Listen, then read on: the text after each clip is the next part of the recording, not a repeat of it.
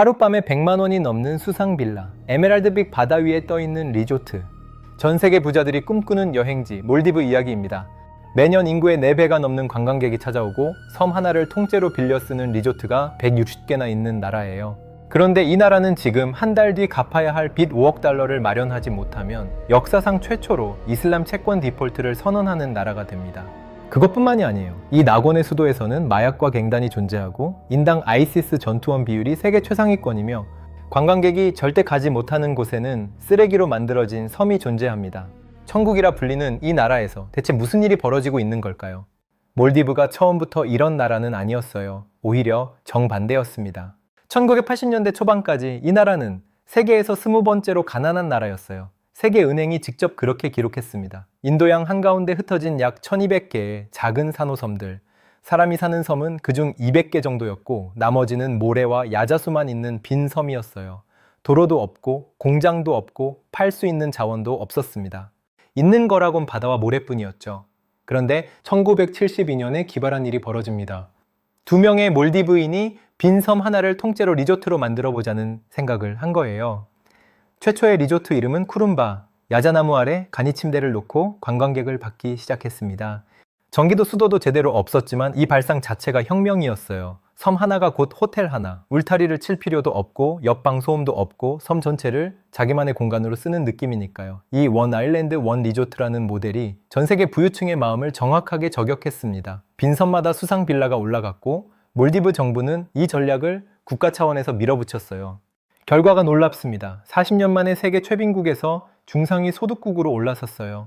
UN 최빈국 목록에서 졸업한 역사상 3번째 나라가 됐습니다. 보츠와나, 카보베르데에 이어서요. 바다와 모래밖에 없던 나라가 그 바다와 모래를 팔아서 기적을 만든 겁니다.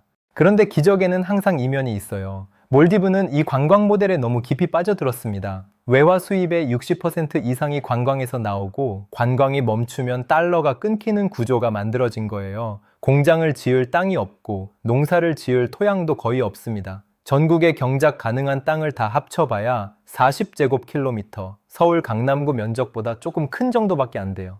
그래서 먹을 것의 90%를 외국에서 수입합니다. 바다로 둘러싸인 나라인데 식탁 위에 거의 모든 것이 밖에서 온다는 게 이미 이 시점에서 불안한 구조죠. 이 구조가 얼마나 위험한지 세상에 드러난 순간이 있었습니다. 2020년 코로나예요. 국경이 닫히자 관광객이 하루아침에 사라졌어요. 전년도에 170만 명이 왔던 이 나라에 그 해엔 55만 명만 왔습니다. 3분의 2가 증발한 거예요. 리조트는 텅 비었고 배도 멈추고 비행기도 끊겼습니다. 관광객이 안 오니까 달러가 안 들어오고 달러가 없으니까 식량을 수입할 수가 없어요. 결국 이 나라의 경제 규모가 단 1년 만에 3분의 1이 날아갔습니다. 몰디브 통계국 발표 기준 마이너스 33.5%. 전 세계에서 코로나 경제 충격이 가장 컸던 나라 중 하나였어요. 한국이었다면 어땠을까요? 한국 GDP가 1년 만에 3분의 1이 줄었다고 상상해보세요. 수출이 끊기고 마트에 식료품이 안 들어오고 은행에 달러가 없어서 기름을 못 사오는 상황. 몰디브에서 실제로 그 일이 벌어진 거예요. 코로나는 지나갔습니다. 관광객도 다시 돌아왔어요. 2025년에는 역대 최대인 225만 명이 찾아왔습니다. 그러면 괜찮아진 거 아니냐고요? 아닙니다. 왜냐하면 코로나 때 무너진 경제를 살리려고 이 나라가 한 일이 있거든요. 빚을 진 겁니다. 엄청나게요. 몰디브의 공공부채는 GDP의 124%를 넘겼어요. 쉽게 말하면 연봉이 5천만 원인 사람이 빚이 6,200만 원인 상태입니다. 갚을 수 없는 건 아닌데 아슬아슬하죠. 그런데 문제는 이 빚의 상당 부분이 곧 갚아야 할 급한 돈이라는 데 있어요. 그중 가장 긴박한 게 올해 4월 8일에 만기가 돌아오는 이슬람 채권 수쿠크입니다. 5억 달러, 우리 돈으로 약 7천억 원이에요. 이슬람 율법에서는 이자를 금지하거든요. 그래서 이자 대신 수익 배분이라는 형식을 쓰는 특수한 채권인데 이름만 다를 뿐 빚은 빚이에요. 이걸 2021년에 발행할 때 수익률이 9.875%였어요. 보통 국가 채권이 3에서 5%인 걸 생각하면 그때부터 이미 시장이 이 나라의 상환 능력을 의심했다는 뜻입니다. 만약 이걸 못 갚으면 역사상 최초의 국가 수쿠크 디폴트가 됩니다. 디폴트란 나라가 공식적으로 빚을 못 갚겠다고 선언하는 거예요. 이렇게 되면 앞으로 어떤 나라도, 어떤 은행도 돈을 빌려주지 않아요. 2022년에 스리랑카가 디폴트를 선언한 뒤에 어떤 일이 벌어졌는지 떠올려 보면 감이 올 겁니다. 수입이 막히고 기름이 끊기고 약이 없어서 병원이 멈추고 거리에서 시위가 터졌죠. 몰디브가 그 길로 갈 수도 있었던 거예요. 그래서 이 돈을 마련했어요? 못했어요? 결론부터 말하면 일단 마련은 했습니다. 올해 3월 초에 무이주 대통령이 직접 발표했어요. 5억 달러를 넘는 6억 5천만 달러를 확보했다고요. 하지만 이 돈이 어디서 왔느냐를 보면 상황이 단순하지 않다는 걸 알 수 있어요. 몰디브는 인도양 한가운데에 있습니다. 인도 남쪽 끝에서 쭉 내려가면 나오는 위치인데 이 자리가 중국과 인도 모두에게 전략적으로 엄청나게 중요해요. 중국은 해상 실크로드의 핵심 거점으로 보고 인도는 자기 뒷마당에 중국이 들어오는 걸 경계하죠. 인구 53만의 작은 섬나라가 두 강대국 사이에서 줄타기를 하고 있는 겁니다. 중국이 먼저 손을 내밀었어요. 대표적인 게 2018년에 개통한 시나말레 다리입니다. 수도 말레와 공항 섬을 잇는 바다 위의 다리인데 약 2억 달러짜리 프로젝트였어요. 대부분을 중국이 댔습니다. 다리만이 아니라 도로, 주택, 항만, 공항 확장까지 대형 인프라 사업이 줄줄이 중국 돈으로 진행되면서 몰디브가 중국에 진 빚이 약 13억에서 14억 달러까지 불어났어요. 전체 외채의 약 5분의 1이 한 나라에 몰려 있는 겁니다. 이 구조 어디서 많이 보지 않았나요? 스리랑카가 중국 돈으로 항구를 지었다가 빚을 못 갚아서 그 항구를 99년간 넘겨야 했던 사례. 몰디브가 두 번째 스리랑카가 될 수 있다는 우려가 꾸준히 나오고 있어요. 2023년에 취임한 무이주 대통령은 처음에 확실하게 중국 쪽으로 기울었어요. 인디아 아웃이라는 구호를 내걸고 몰디브에 주둔하던 인도 군인 약 80명 전원을 철수시켰습니다. 그런데 예상하지 못한 반격이 왔어요. 인도에서 몰디브 보이콧 운동이 터진 겁니다. 인도는 2023년까지 몰디브 관광객 1위 국가였는데 보이콧 이후 순위가 6위까지 추락했어요. 관광이 생명줄인 나라에서 최대 고객을 잃은 거죠. 결국 무이주 대통령은 1년도 안 돼서 방향을 바꿔야 했습니다. 인디아 아웃을 외치던 사람이 인디아 인을 할 수밖에 없었던 거예요. 2024년 10월 직접 인도를 방문해서 통화스왑 계약을 맺었어요. 서로 돈을 맡겨놓고 필요할 때 꺼내 쓸 수 있는 일종의 비상금 계약인데 4억 달러에 인도 루피 300억까지 합치면 약 7억 5천만 달러를 확보한 겁니다. 그리고 2025년 7월에는 모디 총리가 직접 말레를 방문해 5억 6,500만 달러 규모의 차관까지 제공했어요.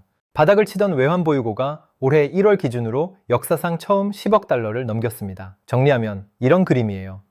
중국에는 빚을 지고 그 빚을 갚기 위한 돈은 인도에게 빌리는 겁니다. 양쪽 손을 번갈아 잡으면서 급한 불을 끄고 있는 상황이에요. 나라의 위치가 전략적으로 중요하니까 양쪽 다 몰디브를 완전히 놓지는 않지만 이 줄타기가 언제까지 가능할지는 아무도 모릅니다. 자, 여기까지가 밖에서 보이는 몰디브의 위기예요. 그런데 이 나라의 진짜 깊은 문제는 안에 있습니다. 그리고 이 안의 세계는 관광객이 절대 들여다볼 수 없는 곳이에요. 관광객은 공항에 도착하면 바로 리조트 섬으로 이동합니다. 수도 말레를 거칠 이유가 없어요. 그래서 대부분의 관광객은 이 나라 국민이 어떻게 사는지를 모릅니다. 몰디브 53만 인구의 거의 절반이 수도 말레 하나에 몰려 살아요. 2022년 인구조사 기준 약 21만 명이 8제곱킬로미터도 안 되는 이 작은 섬에 빽빽하게 들어차 있습니다. 세계에서 손꼽히는 인구 밀도예요. 아파트는 위로만 올라가고 골목은 사람 하나 겨우 지나갈 너비이고 공원이나 놀이터는 거의 없어요. 이숨 막히는 환경에서 젊은이들이 일자리를 찾지 못하면 골목으로 내몰립니다. 그리고 그 골목에서 기다리고 있는 건 마약이에요. 몰디브는 남아시아에서 마약 문제가 가장 심각한 나라 중 하나입니다. 주로 헤로인과 대마초가 인도양 해상 루트를 타고 밀반입되고 있어요. UNODC 조사에 따르면 성인 인구의 아편류 사용률이 1.34%로 이건 러시아 다음으로 높은 수준입니다. 마약은 곧바로 갱단으로 이어져요.